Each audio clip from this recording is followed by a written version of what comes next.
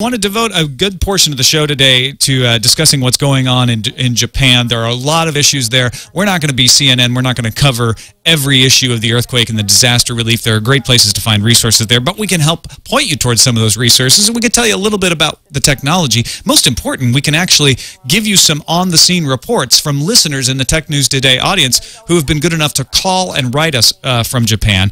I want to start off with the economic side of things, not because the human side isn't important. It is much more important. It's extremely important, but you can't ignore the effect. It's interesting to see, like, well, how is this going to affect business? And I was listening to the Economist podcast this morning, and they said, look, we always tend to overestimate the economic impact of natural disasters because they are so dramatic. It turns out usually they don't have nearly the effects that you think they're going to have. And there's an article out today in the San Jose Mercury News essentially saying that same thing. It looks like there's going to be a tightness in the flash memory market, but most of the industry seems to be okay. One of the lucky things is most industrial complexes are located in the south of Japan, so they weren't as impacted by the earthquake as the companies up in the north. The two most pressing concerns for the industry are damage to the transportation infrastructure and reliability of power, according to Dale Ford at IHS Supply. It could take as long as 2 months to resolve those problems. And I'm seeing that in a lot of places I'm reading. It's not so much that the factories can't work, or the factories are having a hard time getting back, but keeping them running and having the efficiencies of a constantly running factory is an issue because of the brownouts and the power issues. And also transportation. It's like you can make all the flash memory you want, but if you can't get it on a train and get it to a boat, and then get it shipped or get it to an airplane, it's going to be hard to sell it. Yeah, and at first it feels a little bit morbid. Obviously, people are dealing with a massive, massive crisis on the other side of the world. But here in America, and I know we have listeners and viewers all over the world, it feels a little bit weird to be like, yeah, but well, my gizmos continue to be on time. But it is important to take a moment and take a long view and recognize what's going to happen to the distribution logistics of the way not only our electronics, but all the imports that we get from Japan, right, and all the affected areas. Yeah, it's definitely not the most important story coming out of Japan, but that doesn't mean that it's should be ignored entirely.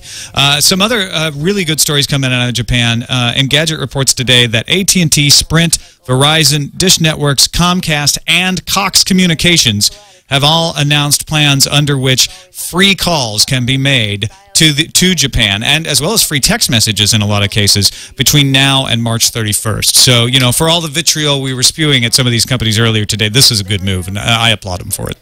Oh, fantastic. Yeah, and look, this is one of those times when it's like there's nothing but good to be done. You do good for the people. You do good publicity for yourself. We know the folks over at Apple kept their Wi-Fi on. They were allowing people to come in and actually bunk down in the Apple stores. It's brief moments like this where to see everyone come together and put aside, the bottom line for a brief moment makes everyone feel good. Yeah, that Apple story is really touching. Kevin Rose had some emails that he posted on his blog about, it became that scene from the movie where everyone gathers around the electronics store and watches the TV broadcast, except for the modern era. Everyone was in the Apple store watching the live stream on the laptops that they have set up there. Also, Facebook set up a Japan earthquake page for users to find information about disaster relief. Google has set up a crisis response project. We've talked about that in the past, although an interesting spin on that, Google is now encouraging people to take photos of the posters with people's names with their cell phones and send them to an address tohoku.anpi.google@Picasa Web. And once sent, the photo will be automatically uploaded to the Picasa Web album where people can view this and keep track of each other. NTT Docomo, Japan's largest wireless carrier, has set up a database where you can enter the cell phone number of a person to confirm his or her safety. Just a lot of coming together of businesses large and small in this effort to try to help people out. Now, this is interesting. In the chat room, Stephen M. just tweeted or sent over to us that Verizon's offering free access to TV Japan through their Fios TV service. So and I think it's fascinating. Yeah, that's great.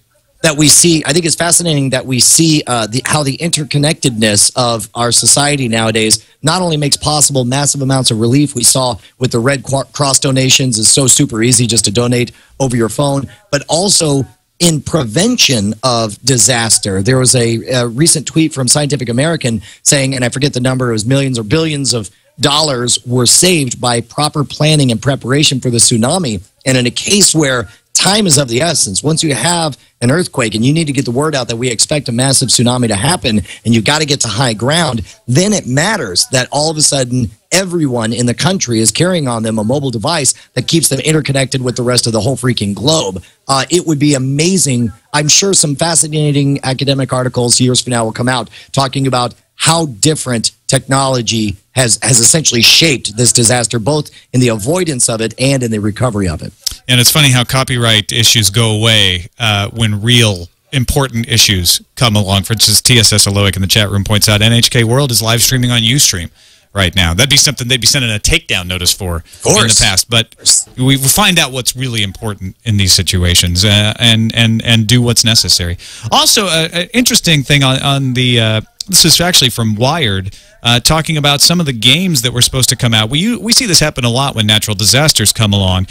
Games happen to have themes similar to the disaster, and everyone pulls them back. It's not zensorship. It's just saying, you know what, this is not the right time for this. So IREM will cease development on its PlayStation game Zettai Zetsume Toshi 4, City in a Desperate Situation.